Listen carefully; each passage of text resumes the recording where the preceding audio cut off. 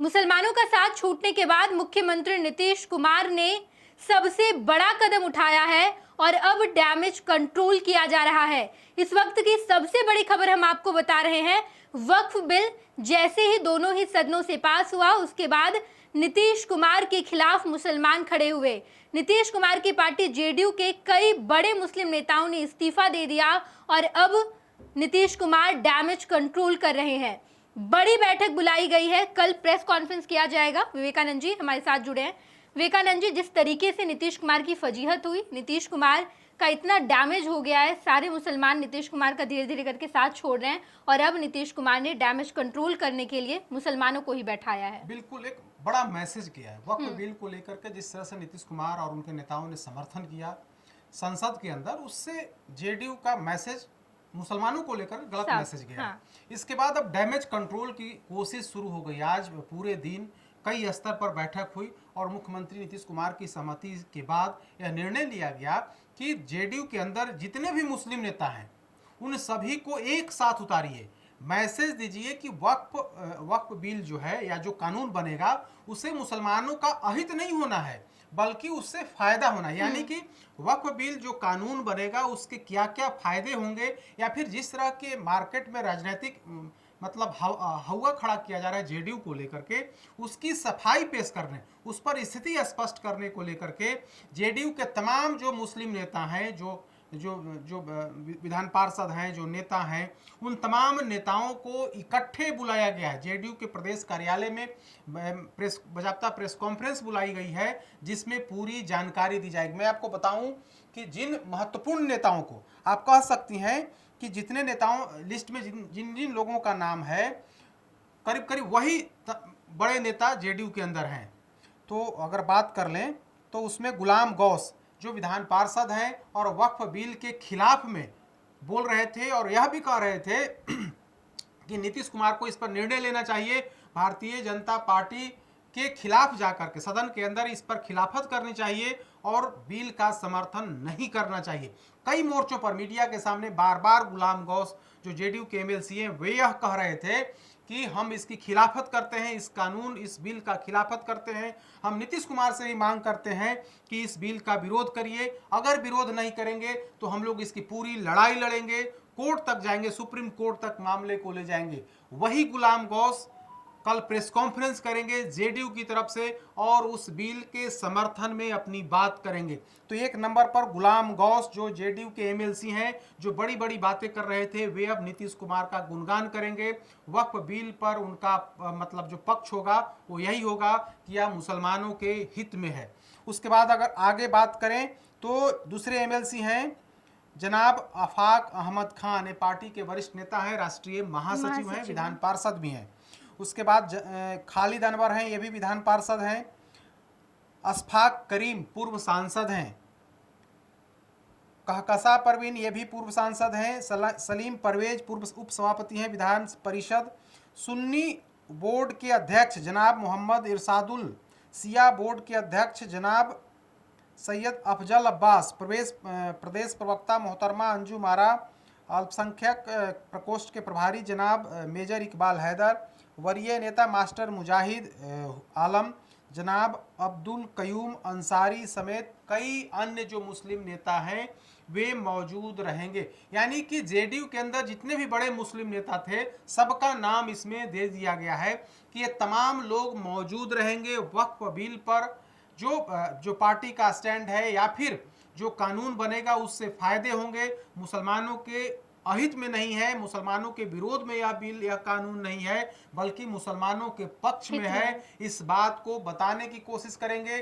साथ में यह भी बताएंगे कि नीतीश कुमार मुस्लिम विरोधी नहीं है। यह भी बताएंगे कि 2005 से लेकर के 2025 तक मुख्यमंत्री नीतीश कुमार ने मुसलमानों के लिए, अल्पसंख्यकों के लिए क्या क्या काम किए हैं, यह भी बताएंगे। साथ ही यह भी बताएंगे कि 2005 से पहले और 1990 का जो कार्यकाल था, इन 15 सालों में मुसलमानों को सिर्फ वोट बैंक के रूप में इस्तेमाल किया गया और सांप्रदायिक हिंसा में, चाहे वो भागलपुर दंगा हो या फिर दूसरी जगह पर, वहां पर जो मुस्लिम जो पीड़ित पक्ष थे उनको हमने न्याय देने का काम किया है।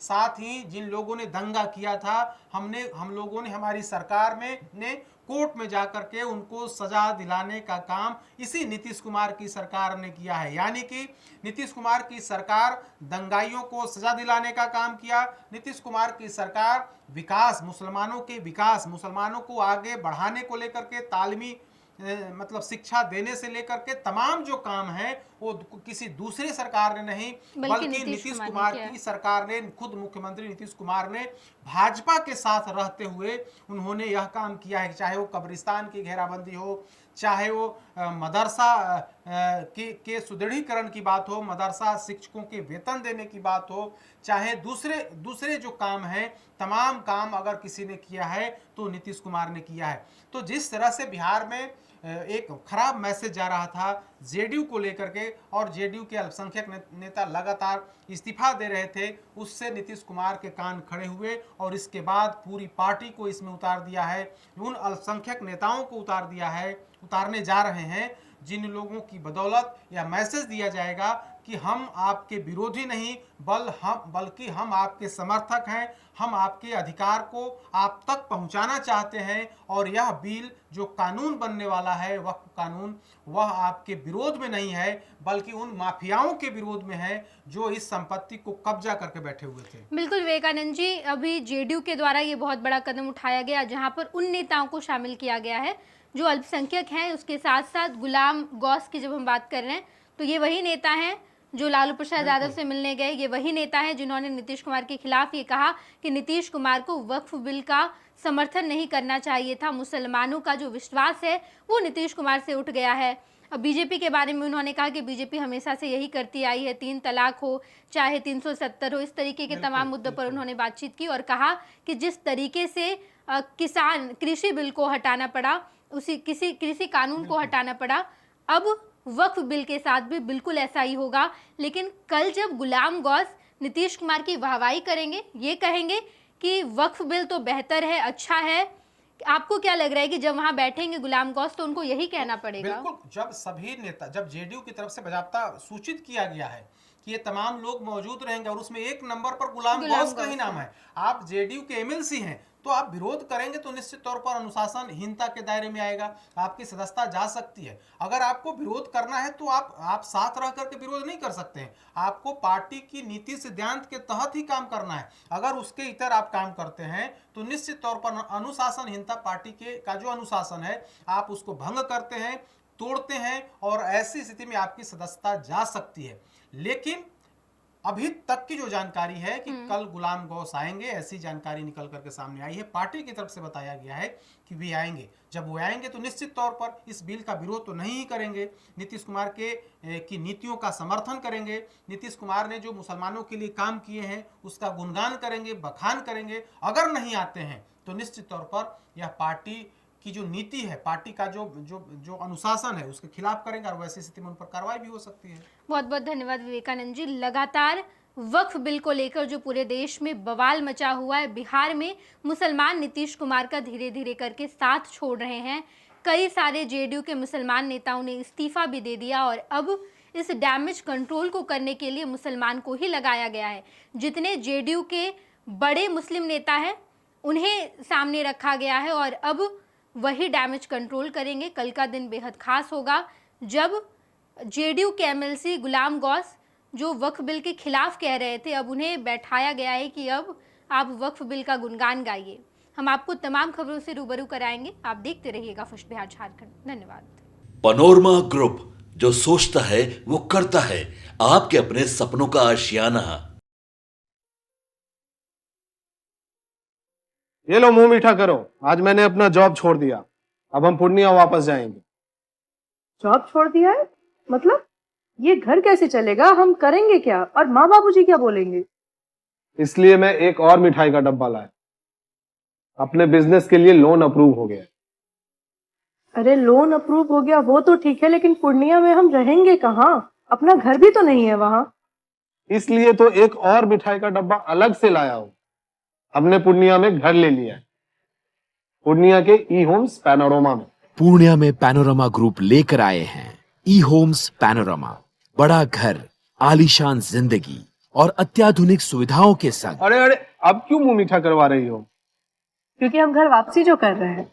घर वापसी की खुशी पूर्णिया में ई होम्स पैनोरमा के संग। E homes panorama, luxurious lifestyle redefined.